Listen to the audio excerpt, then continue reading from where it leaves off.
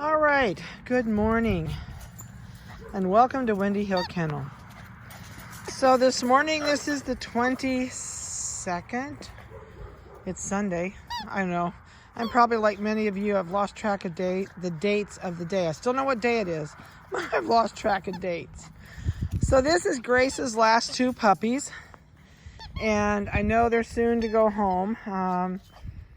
One puppy, we're hoping, the one with the white feet, it has the neon green collar. We're hoping to get it out of here and to the family sometime the first to the middle of next week. So everybody's doing good. As you can see, they're super playful. Love squeaky. He says, I really like that squeaky toy. They have been we've had so much rain the last 2 days. So it was nice to be able to get them out of here and let them wear this energy off. As you can tell, they have a lot of energy.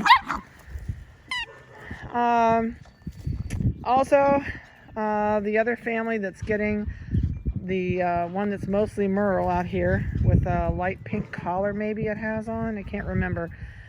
I want to send well wishes that direction because I know that family right now has not been feeling well. And I just hope that they recover from whatever they've got going on. So these guys are current on everything they can have. They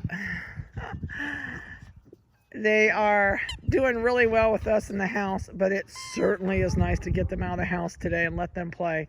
I'm going to leave them out here most of the day. I'm going to bring them out their food and their water and all that out here, so they are good to go. They're playing keep away now. She says, give it to me. When you get these puppies home, the biggest thing you can do is get them outside and let them run this energy off. Oh, they need this so bad today. They are just so ready to go home. They're like, what? He is like, I am not giving you this squeaky toy. Forget it. I brought out 2 squeaky toys. You'd think they'd go get the other one, but no, they got to have the one that the other one's got. He says, give it to me. I'm telling you right now. It's fun. I thought maybe they'd play tug of war with the ropes. They have had their current set of shots. They've had 2 sets of puppy shots under their belt. One thing I will pre-warn you before you get these puppies home, I know I talked to the one family that's getting theirs possibly this next week. Please, please make sure you have enough dog food on hand in case things get hopefully not worse than they are now, but you know what? It's better to plan ahead, and your dog food bags are going to last you at least 6 months to a year. They're usually dated out about a year. They are plastic lined inside of those paper bags. I would buy the biggest bag of dog food you can get, which is like either a 40 or a 50 pounder. If you I know our farm store will let us pay for it online, and then we can go pick it up, and we do not have to go in the store. They are gracious enough to bring it out and put it in our trunk, and we don't have to deal with anybody. So the other thing I always suggest, if you are getting your dog food via shipping it to you, if you have some spray Lysol or something, please spray the bag before you open it and carry it around, just to be sure. And I know I'm overly cautious. When I have had to go out, no one in our areas that I've seen wears gloves. I wear disposable rubber gloves. So if you have them, I really suggest you use them even on the things you get in your shipments, just to be safe. If you are a do-it-yourselfer and your vet is not taking patients, or you do not feel safe going out to your vet, you can give your own shots. If you are not sure how to do that, YouTube is a wonderful place. Watch 2 or 3 different people's videos. There's always somebody that's a lot better than somebody else. I've seen some really weird videos on there, and I've seen some very practical, down-to-earth, do-it-right type videos. But YouTube is a good source. If you really are not a YouTube fan and you wanted to text me, we'll be glad to show you how to do it.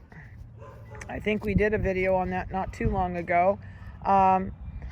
And we will be doing a video on some basic grooming at home. You cannot screw your dog's coat up. It will grow back out. So the difference between a good haircut and a bad haircut's 3 weeks. So, you know what? It is what it is. And you don't have to have some special fancy clippers. If you have a good pair of scissors or want to order a decent pair online, you can scissor cut. I mean, I've done it a lot of times, even on big poodles, I've scissor cut. These guys are current on their wormings. I am going to worm them both again today. And that will catch them up on that last worming from us. But trying to get it to turn around and look at me. Oh, he says I gotta pee. Nope, he stopped. This one says, there's a good face shot. May not hold still very long. Hey. There he looked. I did want him to jump up. Now let's switch over here and see if I can get a face picture. Hey. Hey. He says, I'm ignoring you. I'm smelling something on the ground. Nope, got a leaf. Oh, game on. Somebody got a leaf and the other one didn't have it. They have been continuing with their baths, their toenail clippings. I did pluck ears. I don't like them to go past this age without their ears plucked. I don't want them to get an ear infection. So ears have been plucked. They are on strictly dry dog food. I am not doing cottage cheese right now because I can't go out and get it. So they're big enough. They don't need it. If you don't have it, don't worry about it. Life can get by without cottage cheese. The big thing I will tell you during this period where we're all locked in, if you keep your dog or your new puppy with you, dogs that are adults are fine, but if you keep a new puppy that you just got, whether it's our dogs or anybody's dogs, and you keep it as a hip ornament with you all the time, and don't put it in the crate, and you want to make it your best friend during this period when we're all locked inside and don't get out much, you are going to have a dog when life goes back to normal, and it will, and you leave that dog and go back to work, it's going to go nuts. It's going to tear things up. It's going to be mad at you. It's going to revert backwards a little bit. They can become a real pain in the butt. It's kind of like when teachers go out of school for the summer and say, oh, I'm going to get my dog now so I can be with it all summer. Well, that's great. When you go back to school, the dog doesn't understand. It's like, where did everybody go? My normal schedule is gone. So if you're a family that works and kids are going to go back to school in the fall, or, I don't think our kids are going to go back to school this school year, but if you go back to work after this is to a point where things go back to normal, your dog's going to go crazy because nobody's there, and it's going to be mad and want to tear things up and just not understand. So make sure you give it good crate time. Oh, this one is like, I love this. They needed to get out here so bad, it's not funny. So they're really enjoying this. But anyway, just stick with your rules, boundaries, and limitations. Don't give in because you just want to hold the pup all day and have it be your comfort item. Oh, I thought he was standing up here looking at me, but he's not. This one won the hot dog back, I see. Hey, Ornery, can you look at me? Beep, beep. Up here. There's a good face picture. Now they're going to come over here and cry at me. That was dirty. I know. Now I'm going to go back and ignore him for a minute and not let him watch my eyes. They'll go away here in a second. Oh, they just heard the dogs in the kennel. So I'm going to try and get some videos on this week.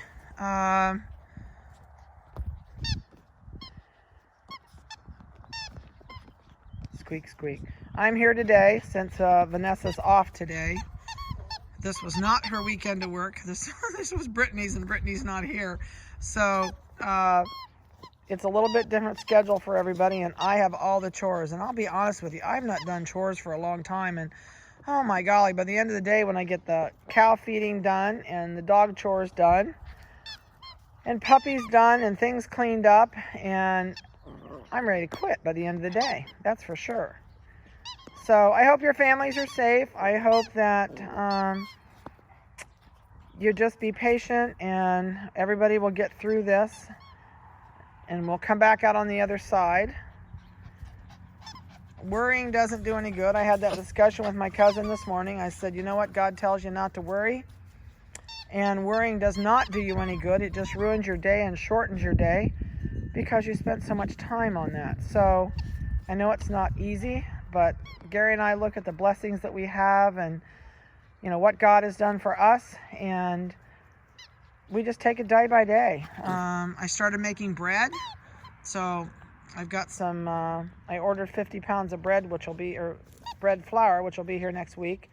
So I've decided, since I can't get out, I'm going to make bread for others, and I can drop it off on doorsteps. So that's going to be my project, since I am not a nurse and don't work out in the public. And so if each of us just think about your neighbor and, you know, don't get angry, and if they are out of something, you know, we can all live without a lot, even though we don't think we can.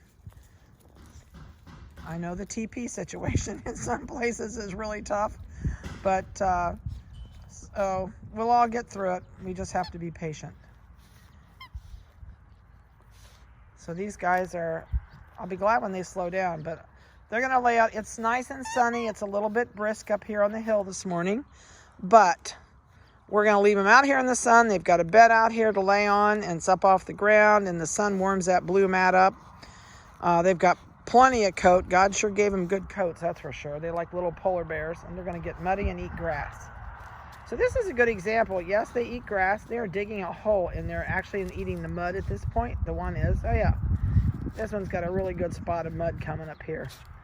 So there you can see the hole he's dug. So don't freak out. They eat leaves, they eat worms, they eat grass. It's a dog thing. It's just what it is. So I hope you guys are enjoying their video. It is a beautiful day, even though it's a little bit chilly.